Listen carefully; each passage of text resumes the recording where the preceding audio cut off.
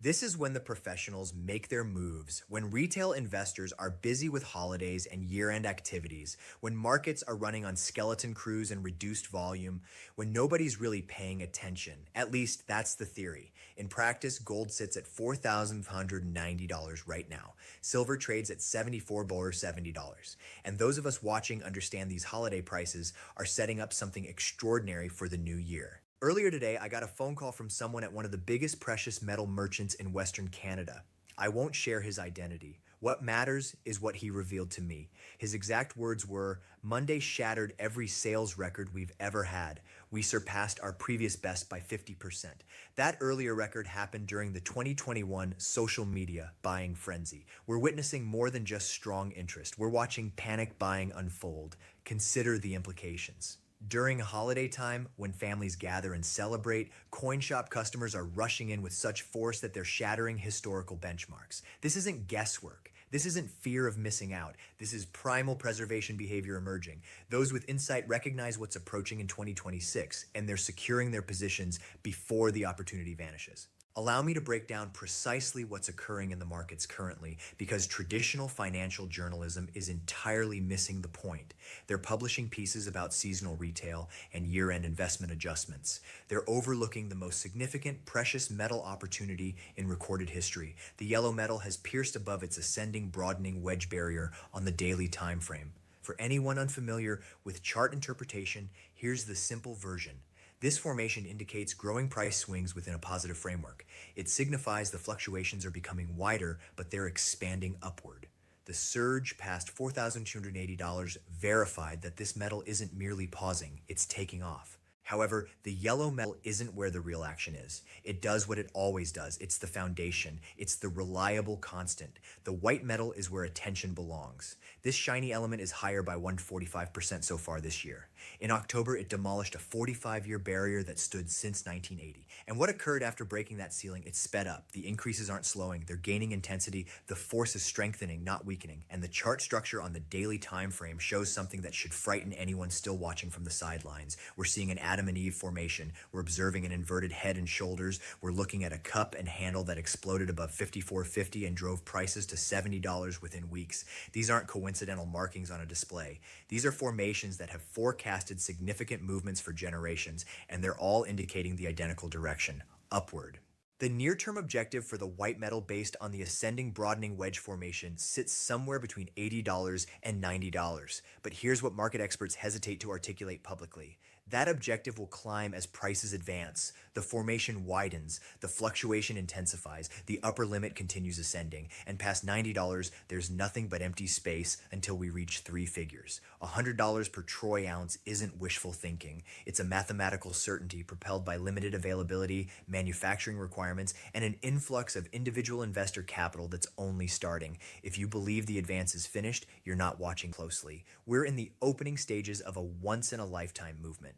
Now, allow me to clarify why the holiday scheduling of this advancement is so crucial, because this is where the snare has been positioned. The exchange activity right now is minimal. The major players are absent from their workstations. The automated systems are operating on default settings. In typical conditions, shallow participation creates erratic, aimless movement. But that's not our current situation. We're watching the yellow metal maintain near $4,190 despite minimal activity.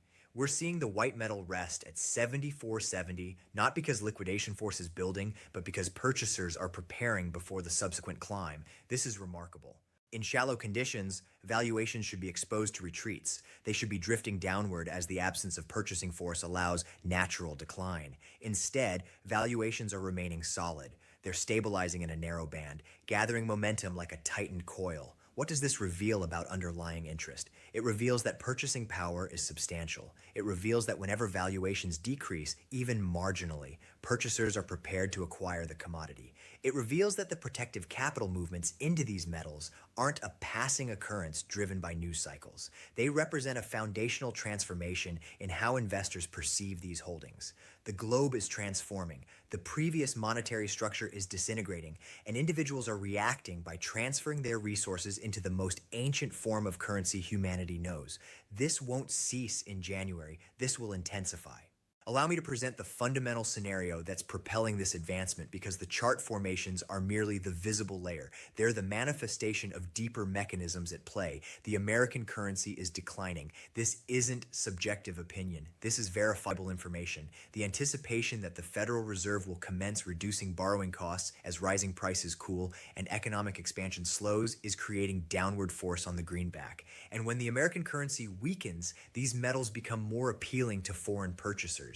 They become less expensive in alternative currencies. Interest increases automatically. This is fundamental market mechanics. And the current administration has communicated clearly about preferring a central bank leader who favors rate reductions. This message has been delivered publicly. It's broadcasting to markets that monetary strategy is about to change in a manner that's exceptionally favorable for precious metals. But there's additional context. The international political climate is worsening quickly, and traditional journalism is barely acknowledging it. American military forces have executed operations in Nigeria. This is verified. The United States is directing a maritime restriction of Venezuelan petroleum vessels. These aren't minor regional disputes. These are moves that demonstrate readiness by America to extend military influence across numerous continents concurrently. This increases concerns of worldwide instability. This pushes resources into protective holdings. This is combustible material for the precious metal advance. Now, I want to address something that traditional analysts decline to recognize: the availability circumstance, because this is the concealed reality that financial institutions don't want you to comprehend. The planet's dedicated white metal reserves are largely depleted. Let me state that again. The accessible material, the premium quality reserves that made extraction profitable for 100 years, they're exhausted. What persists are inferior quality reserves that require more capital to extract. What persists are mixed deposits where this metal is a secondary product of copper or lead or zinc extraction. The planet cannot simply manufacture more of this commodity to satisfy increasing interest. The availability is limited at a fundamental geological level, and additionally, manufacturing requirement for this element is surging. Solar panel producers are utilizing this element at a pace that nobody anticipated 5 years back. Every solar component needs conductive paste.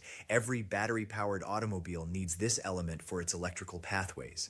The sustainable power transformation that administrations globally are advancing is a consumption apparatus for this commodity, and there isn't adequate supply underground to fulfill both manufacturing requirement and financial requirement at present valuations. This is why valuations must climb. This isn't guesswork. This is fundamental economics. The shortfall is genuine, the scarcity is approaching, and the investors who grasp this are securing positions now during the seasonal pause before the subsequent wave commences. I contacted another informant yesterday, an administrator at a retail precious metal network with outlets across Canada and the northwestern United States. He revealed that commodity units sold in December are higher by 150% versus 12 months prior. 150%. The individual investor is awakening. The modest purchaser, the individual who enters a dealer with several $100s, they're overwhelming the market. And here's the reality about individual investor interest. It persists. When an individual investor purchases physical commodity, they typically retain it. They aren't actively trading. They aren't seeking to exchange it for quick gains. They're gathering. They're constructing a reserve that they plan to transfer to their offspring. This commodity is being withdrawn from circulation indefinitely. Every unit that enters a residential vault is a unit that won't be obtainable for manufacturing utilization. Every unit that a modest investor secures is a unit that intensifies the availability squeeze. Let me share information about someone named Jay Moore. He's 33 years old, resides in Arizona, operates as a logistics supervisor. For 10 years, whenever Jay wanted to put money to work, he accessed an application on his device and purchased equities or digital currencies. That was his pattern. That was what his peers were instructed to do. But 60 days back, something shifted. Jay began consuming online content about this white metal. He began comprehending the underlying factors. He began recognizing what we've been discussing for years, and he reached a conclusion. He entered his vehicle, he traveled to his neighborhood dealer, and he acquired his initial 3 units of physical commodity for approximately $150. Since that moment, Jay has gathered roughly 60 units of ornaments and currency pieces. He secures them in a residential vault. And when I questioned him about his intentions, he articulated something that should alarm every financial institution that's been controlling this market. He stated, "I understand the valuation is climbing rapidly, but I have zero intention of liquidating." J isn't unusual. J represents the visible portion of a massive phenomenon. There are thousands, potentially millions of individuals just like him throughout North America who are experiencing the identical understanding.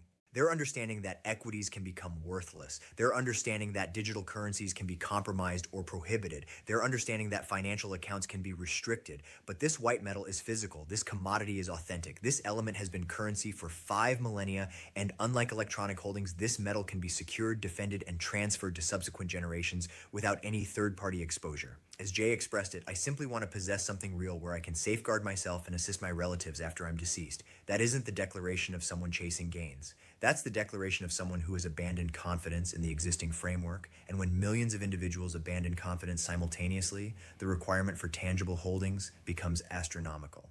There's another account I want to present.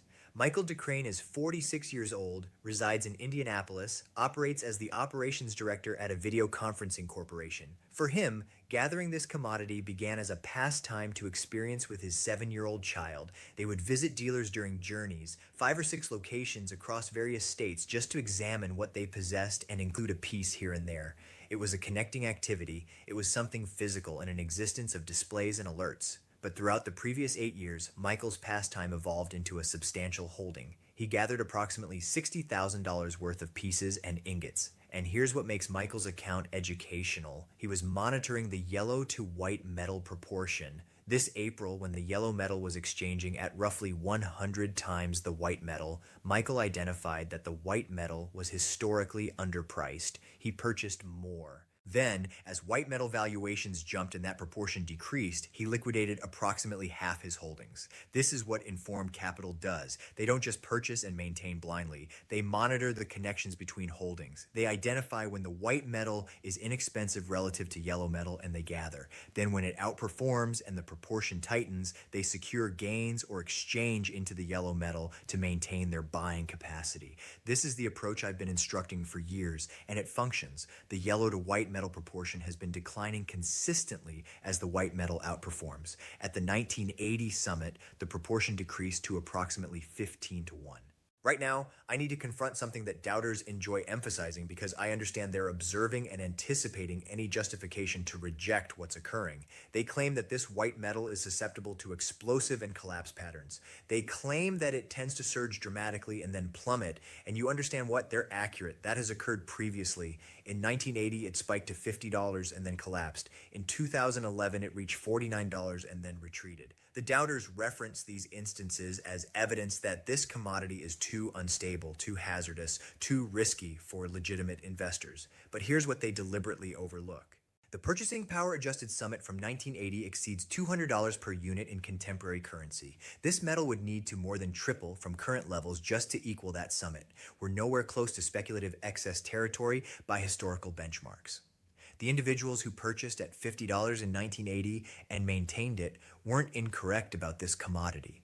They were premature. And being premature in a long-term positive market isn't an error. It's an advantage. The inquiry isn't whether this metal will experience a retreat at some moment.